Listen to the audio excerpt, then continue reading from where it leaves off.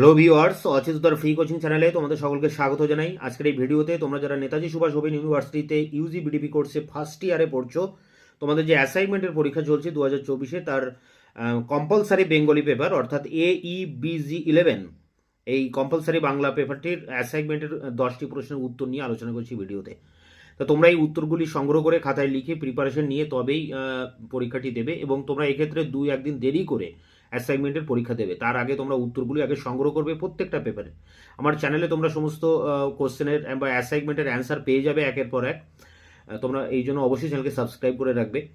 আর এক্ষেত্রে অ্যাসাইনমেন্ট তোমরা নিজেরাই দেবে, কারণ এর পরবর্তী তোমাদের সেকেন্ড ইয়ারে থার্ড ইয়ারেও কিন্তু আবার অ্যাসাইনমেন্ট দিতে হবে। তাই এক্ষেত্রে তোমাদের এক্সপিরিয়েন্সের দরকার আছে, তাই তোমরা নিজেরাই দেবে। এবং অ্যাসাইনমেন্টের পরীক্ষা খুবই সহজ, যদি উত্তরটা তোমরা পেয়ে যাও তাহলে কিন্তু অ্যাসাইনমেন্টটা খুব ইজিভাবে দিতে পারবে।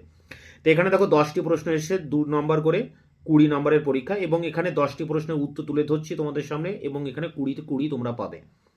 হিন্দু কলেজ কবে প্রতিষ্ঠিত হয়? 1817 খ্রিস্টাব্দে। এখানে যে সিরিয়ালগুলো রয়েছে, সিরিয়াল কিন্তু প্রত্যেকে সমান আসবে না, ঘুরিয়ে ফিরে আসবে, কিন্তু এই প্রশ্নগুলোই আসবে।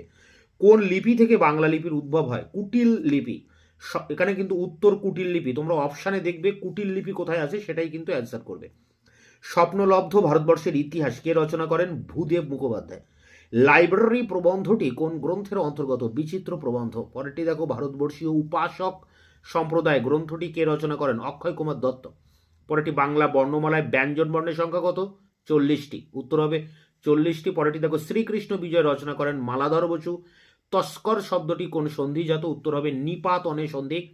পরেরটি দেখো, একটা কবিতার লাইন তুলে দেওয়া হয়েছে, রাঙা মেঘ সাতরায় অন্ধকারে, আসিতেছে নীড়ে দেখিবে ধবল বক, আমারেই পাবে তুমি ইহাদেরই ভিড়ে। কবিতাংশটি কোন কবি রচনা?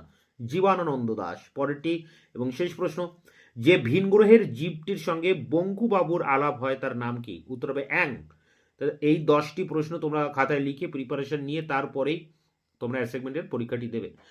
তোমাদের আর অন্যান্য যে সমস্ত পেপারগুলো রয়েছে, যেমন হিস্ট্রি, বেঙ্গলি এবং পল সায়েন্সের অনার্স পেপারের, সেই সমস্ত পেপারগুলোর অ্যাসাইনমেন্টের অ্যান্সার নিয়ে খুব দ্রুত আবার তোমাদের সামনে এসে হাজির হচ্ছি। ততক্ষণে তোমরা চ্যানেলকে সাবস্ক্রাইব করে রাখবে, বন্ধুদের কাছে শেয়ার করবে। ভিডিওটি ভালো লাগলে অবশ্যই একটা লাইক দেবে।